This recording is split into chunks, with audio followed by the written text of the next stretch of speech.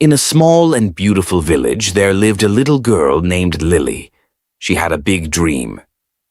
Lily loved drawing pictures. She wanted to become a great artist one day. Every day, Lily practiced her drawing. Her mother always supported her dream. Some people laughed at Lily and said her dream was impossible.